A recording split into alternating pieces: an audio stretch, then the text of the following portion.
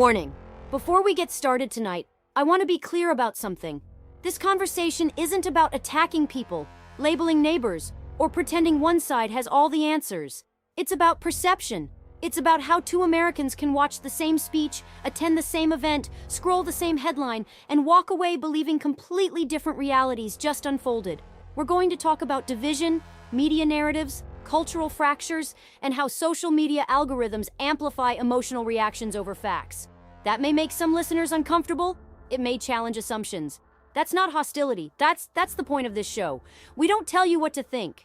We ask why you think what you think. So if you're here for honest tension, respectful disagreement, and deeper questions instead of cheap outrage, you're in the right place. I'm down here in Louisiana this week. Family, mom, Teresa getting her first real Mardi Gras experience. And it's wild because when you step outside the algorithm, the country feels different. People are laughing, cooking, arguing about football instead of politics. But then you open your phone, and it's like stepping into another dimension. Rage, collapse. Democracy is ending. America is back. Everything's broken. Everything's fine. And I started thinking, are we actually divided? Or are we living inside different digital realities curated for us? Same country, same economy, same elections, same events, completely different interpretations. Tonight isn't about left versus right. It's about whether we even share a common baseline anymore. Because if we don't agree on what's real, how do we fix anything? All right, let's bring in the crew tonight, because if we're asking whether we're one country or two parallel realities, this table proves the point. First up, Brian, bringing that unapologetic MAGA fire. He believes what we're seeing isn't confusion. It's institutional drift and selective narrative framing. He's going to argue trust collapsed because the referees stopped looking neutral. Then Rachel, our independent voice, data-driven, skeptical of emotional manipulation on both sides. She'll challenge the idea of two realities and point instead to algorithms, incentives, and human psychology. Next, Daniel, connecting dots most people don't even see. Institutional culture, reputational pressure, and synchronized language. He's going to zoom out and question how narratives form in the first place. And rounding it out, Skylar, progressive and sharp. She'll argue the divide isn't symmetrical because policy impacts people differently depending on where they stand economically and socially. So tonight we're asking, are we divided, or are we being trained to experience different versions of the same America? All right, let's get into it. When I say parallel realities, I'm not being dramatic. I'm talking about something I think most Americans feel but don't always articulate. Two people can watch the same press conference and one walks away saying, that was leadership, and the other says, that was dangerous. Same inflation report. One says, the economy is recovering. The other says, tell that to my grocery bill. Same protest. One sees civil engagement, the other sees chaos. And what's wild is both sides genuinely believe they're looking at objective truth.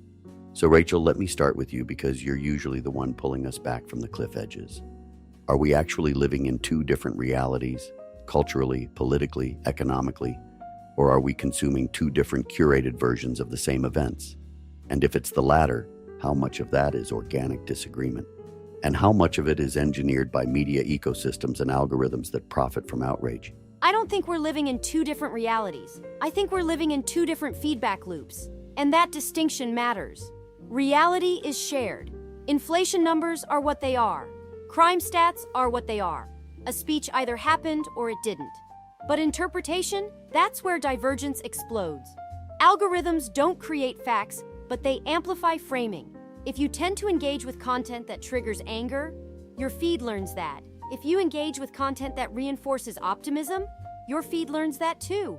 So two people can wake up in the same city, under the same economic conditions, and scroll into completely different emotional climates before breakfast. And here's the part that gets uncomfortable. It's not just media manipulation, it's human psychology. We seek confirmation. We distrust opposing sources instinctively. And media outlets, whether mainstream or independent, understand engagement metrics better than ever before. Outrage travels faster than nuance. Certainty spreads better than complexity. So instead of asking, what happened? We're often being fed, how should you feel about what happened? That doesn't mean there's some master control room orchestrating every headline. It means incentives shape behavior. Clicks equal revenue. Emotion equals clicks. But I also don't think it's fair to pretend everything is just perception. Economic stress is real for some families and not others. Cultural change hits communities differently. Policy affects regions unevenly. So when someone says, "My America feels broken," that may be a lived experience, not a hallucination created by Twitter. The problem isn't that we disagree. The problem is that we no longer trust that the other side is interpreting events in good faith. That's the fracture. Not two realities, but two confident systems collapsing at the same time. That's interesting, two feedback loops instead of two realities. Because what you're saying is the fracture isn't the event, it's the emotional framing layered on top of the event. And I think that's where this gets dangerous. If every headline comes pre-packaged with outrage instructions, then over time, we stop evaluating information. We just inherit reactions. And if that's true, then whoever shapes emotional framing shapes political behavior. But here's where I want to press you a little. If it's primarily incentives and psychology and not some coordinated narrative control, why does it feel so synchronized sometimes? Why do entire outlets pivot in tone at the same time? Why do certain phrases suddenly show up everywhere? Is that coincidence of market forces or something more structured? And that's where I want to bring in Daniel next. And Daniel, Rachel says this is human nature plus profit models. You've argued before that structural incentives go deeper than that. Are we just trapped in outrage economics? Or are we looking at intentional narrative architecture? It's both. Rachel's right about incentives and psychology, but incentives don't operate in a vacuum. When large institutions share similar funding models, similar social circles, similar educational pipelines, and similar risk calculations, alignment doesn't require secret meetings in a basement. It emerges naturally. If newsroom editors, tech platform executives, think tank analysts, and federal communications officers all swim in the same professional ecosystem, their definitions of responsible framing start to converge. So when a narrative shifts across multiple outlets at once, it doesn't necessarily mean someone flipped a master switch. It means institutional culture moved in sync. And here's the deeper layer: language standardization. Watch how certain phrases enter circulation: threat to democracy, misinformation crisis, late-stage capitalism, border emergency, constitutional overreach. Those phrases don't just describe events, they preload emotional interpretation. Once a label sticks, debate narrows. You're no longer discussing policy. You're reacting to a pre-packaged moral framing. That's narrative architecture, not because it's centrally commanded, but because institutions protect stability. They protect legitimacy. They protect the perception that the system is functioning. Anything that destabilizes that perception gets filtered through caution or condemnation. Now add technology. Social media doesn't just amplify outrage. It accelerates consensus formation inside ideological clusters. Once a narrative hits critical mass inside one cluster, dissent inside that group becomes costly. So even journalists or commentators who privately doubt a framing may hesitate to challenge it publicly. That creates what feels like synchronized messaging. It's not always coordination. It's reputational gravity.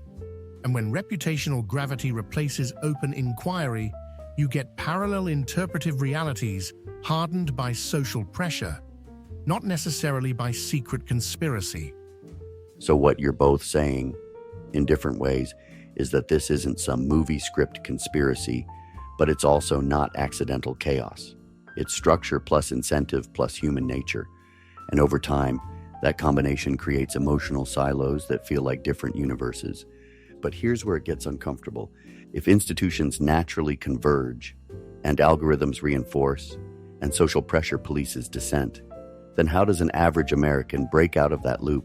Because most people aren't sitting there thinking, I wonder how narrative architecture shaped this headline, when they're just reacting. So now I want to bring in someone who fundamentally disagrees with the idea that this is symmetrical. Skylar, you've pushed back before on the both sides are manipulated equally argument. Do you think this is parallel realities? Or do you think one side is responding to actual systemic harm while the other side calls it media distortion? I don't think this is symmetrical.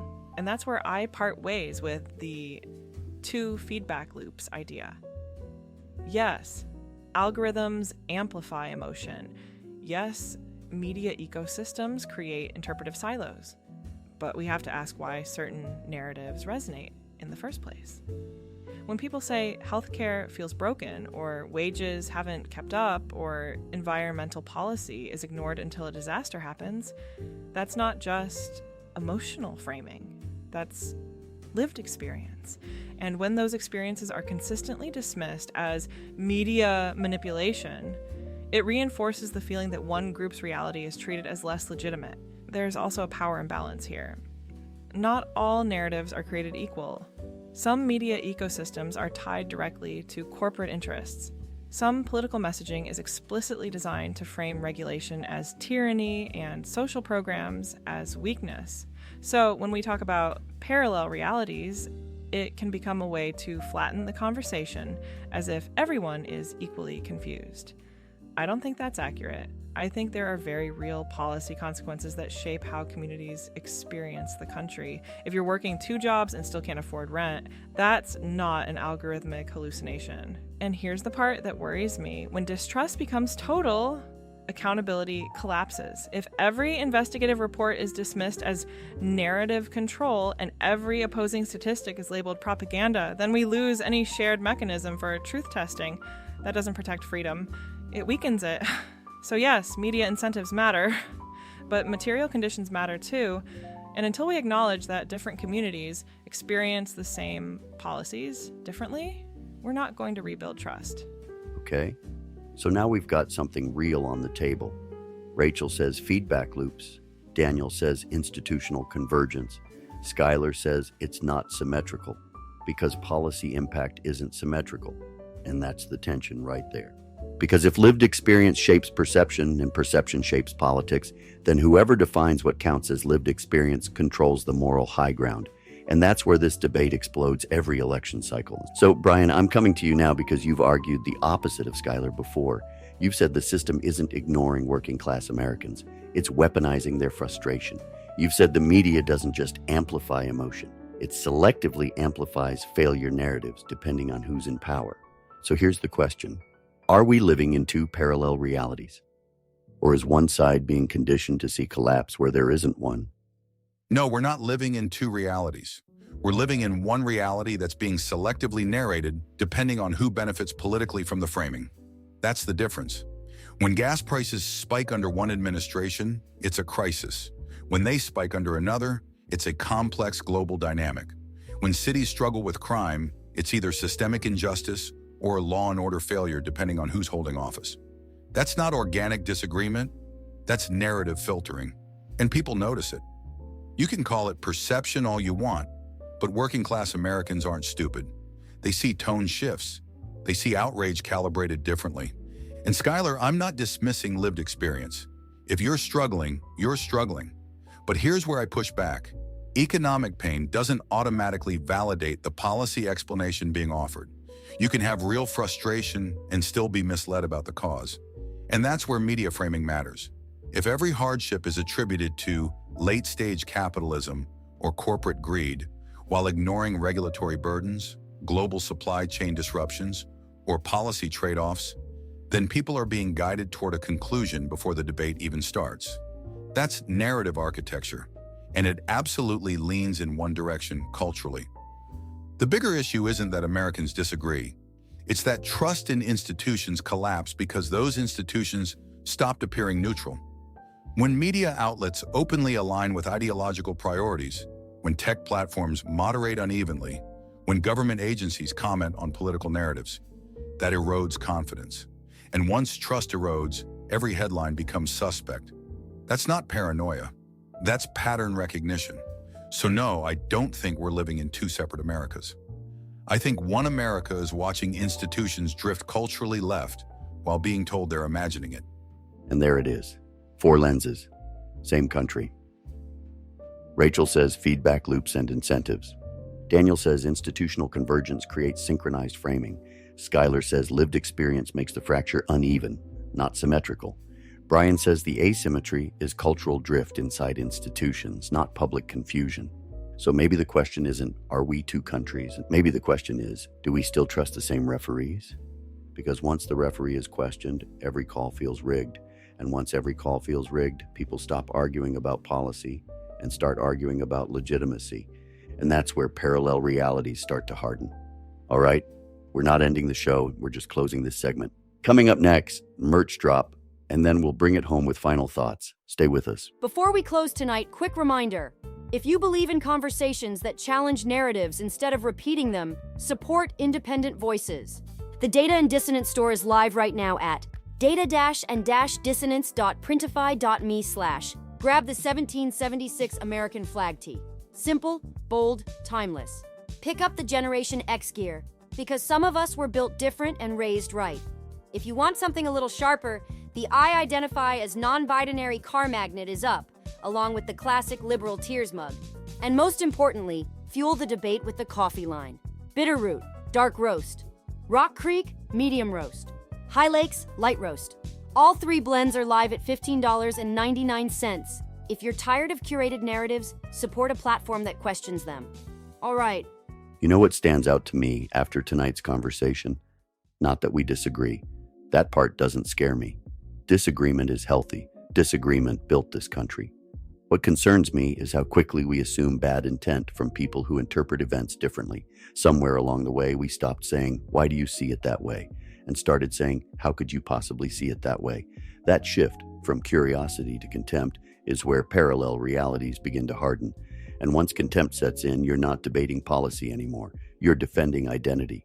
Being down here in Louisiana this week, watching people prepare for Mardi Gras, seeing families cook together, neighbors helping neighbors, it reminds me that the country offline doesn't always look like the country online. Real America is more layered than the algorithm shows you. People who vote differently still borrow sugar from each other. They still show up at funerals. They still cheer at the same high school games. The fracture isn't always in our communities. It's often in our feeds. And if we let the feed define the country, we'll start believing we have nothing in common except outrage. So maybe the solution isn't forcing agreement. Maybe it's rebuilding shared ground. Ask better questions. Consume information from people you don't automatically agree with. Step outside the curated emotional loop once in a while. Because if we don't at least agree on what's real, on baseline facts, on basic decency, then every election becomes existential, every disagreement becomes catastrophic, and every headline becomes a battlefield. I don't want to live in that version of America. I want tension without collapse, debate without destruction, passion without paranoia. And that starts with refusing to let someone else decide what reality you're allowed to see. We'll be live tomorrow from Mardi Gras. Real streets, real people, real America. Until then, remember to speak truth, stir thought. Tonight's episode is brought to you by the Caleb Rourke Thriller series. Because if you think narrative warfare is intense in politics, wait until you see it in fiction.